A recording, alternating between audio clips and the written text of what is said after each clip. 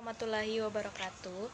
Kami dari kelompok 1 akan memaparkan materi kami yang berjudul Bunyi-bunyi bahasa dan tata bunyi. Baiklah, sebelum kami memaparkan materi kami, terlebih dahulu saya akan memperkenalkan anggota-anggota kelompok kami. Yang pertama, Faisal Amin, yang kedua, Afika Nurrahmi, yang ketiga, Mika Purnamasari, yang keempat, Reti Indra Ruliani, yang kelima, Iyong Noh, dan yang keenam, Ira Zulfia atau saya sendiri. Baiklah, materi pertama akan dibawakan oleh Afika Nurrahmi. Selamat menyaksikan. Terima kasih. Saya Afika Nurrahmi akan memaparkan materi yang pertama yaitu vokal. Berdasarkan ada tidaknya rintangan terhadap arus udara dalam saluran suara, bunyi bahasa dibedakan menjadi dua yaitu vokal dan konsonan. Vokal adalah bunyi bahasa yang arus udaranya tidak mengalami rintangan dan kualitasnya ditentukan oleh 3 faktor, yaitu tinggi rendahnya posisi lidah, tinggi sedang rendah, bagian lidah yang dinaikkan, depan, tengah, belakang, dan bentuk bibir pada pembentukan vokal, vokal bundar atau bukan.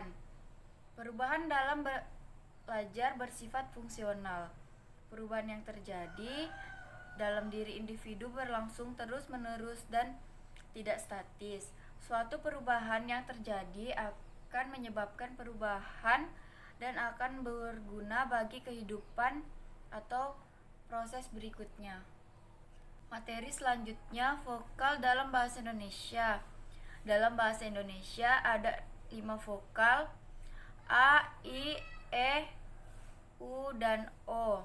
Dengan adanya gejala di sistem yang dapat menampung semua varian fonetis sebagai perwujudan fonem yang sama di dalam posisi yang sama, maka tata bunyi vokal bahasa Indonesia akan tampak memiliki vokal A, I, E, U, dan O.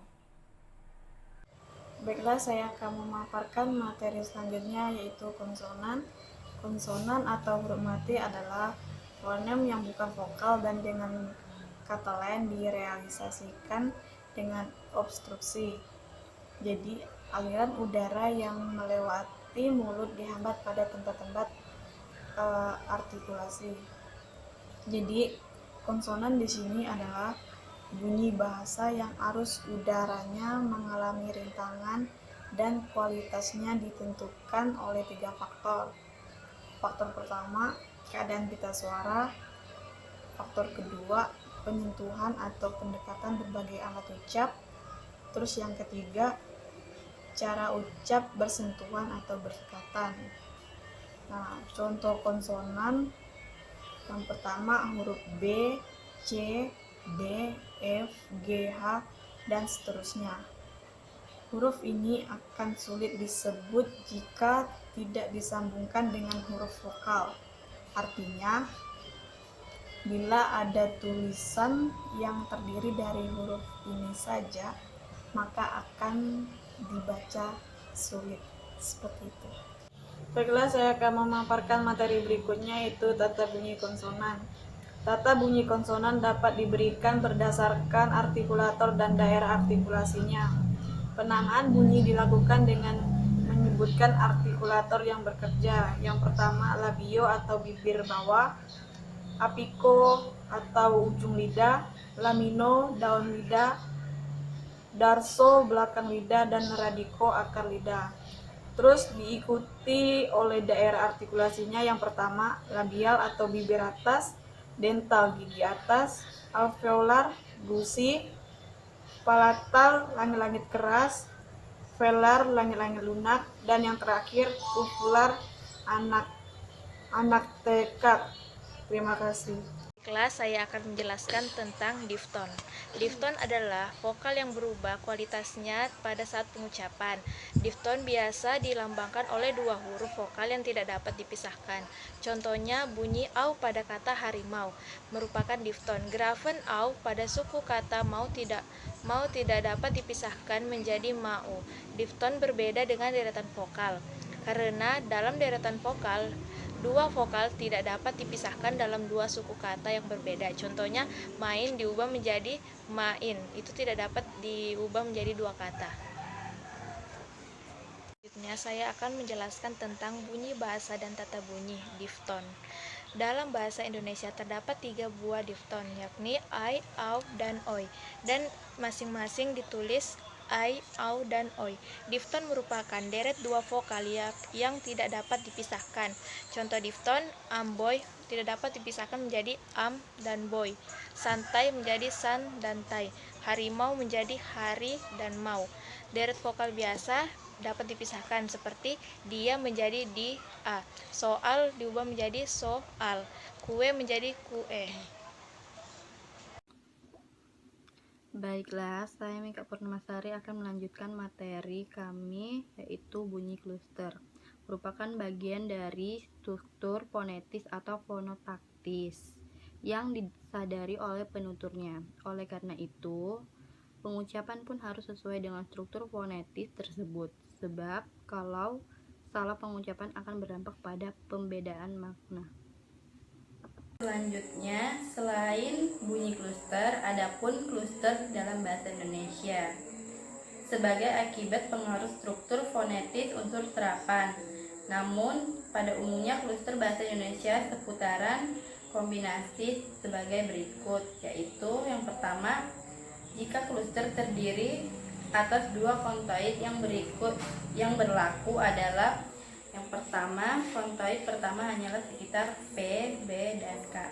Kontoid yang kedua sekitar I, R, dan W.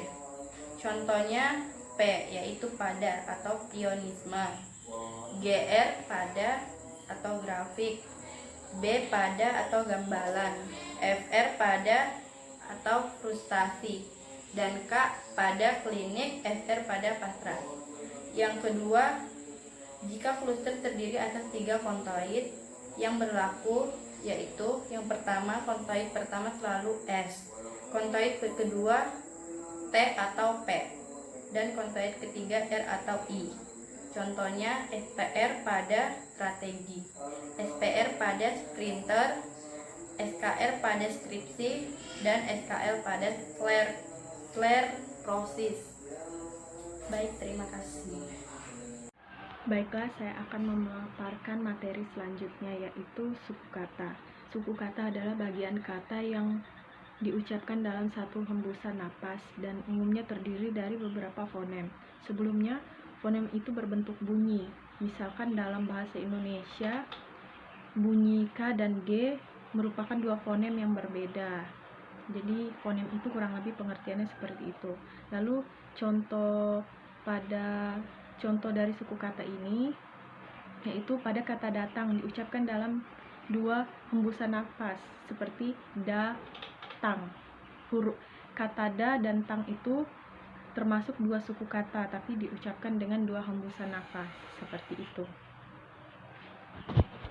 Baiklah, materi selanjutnya yaitu tata bunyi suku kata. Dalam bahasa Indonesia terdiri atas satu suku kata atau lebih.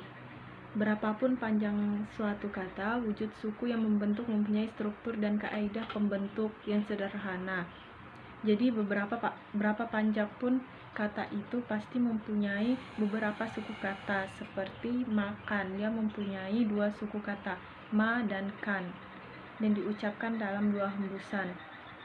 Berikut beberapa contoh suku kata dalam bahasa Indonesia. A pada kata abas, abas, abang, dan sebagainya. Selanjutnya, Vika, contohnya arti, beri, muka. Kafi, pasar, warga. KVK, paksa, keperluan, pesan. Kafi, kakak, tekstil, modern. Kafi, kakak, korps. Kakafi, sio, gan, drama. Kakafika, traktor, kontrak. Jadi dia mempunyai beberapa cara penyebutan dalam suku katanya. Dan selanjutnya kakak, kafi, strategi, sastra. KK struktur, KK kompleks. Jadi di sini dapat kita lihat terdiri dari beberapa suku kata, ada yang 3 suku kata, ada yang 2, bahkan ada yang 4 suku kata, dan diucapkan ada berbagai macam hembusan nafas. Seperti itulah yang dapat disebut tata bunyi suku kata. Baik, assalamualaikum warahmatullahi wabarakatuh. Di sini saya akan menyampaikan materi tentang segmental dan suprasegmental. Yang pertama saya akan menjelaskan tentang segmental. Segmental adalah fonem yang bisa dibagi. Contohnya, ketika kita mengucapkan bahasa, maka nomina yang dibunyikan tersebut bisa dibagi menjadi 3 suku kata. Ba, ha, sa, atau dibagi menjadi lebih kecil lagi sehingga menjadi B, A, H, A, S, A. Sedangkan suprasegmental adalah suatu yang menyertai fonem tersebut yang itu bisa berupa tekanan suara, intonasi, panjang pendek, pitch, dan getaran suara yang menunjukkan emosi tertentu. Nah, kesemua yang tercakup ke dalam istilah suprasegmental itu tidak bisa dipisahkan dari satu fonem. Oleh karena itu, bisa disimpulkan bahwa sesuatu yang terdapat dalam fonem itu bisa dipisahkan, sedangkan mengiringinya tidak bisa dipisahkan. Itulah yang dimaksud segmental dan suprasegmental. Terima kasih. Sekian pemaparan yang dapat kami sampaikan, kurang dan lebihnya mohon dimaafkan. Wabillahi taufiq wal hidayah. Wassalamualaikum warahmatullahi wabarakatuh.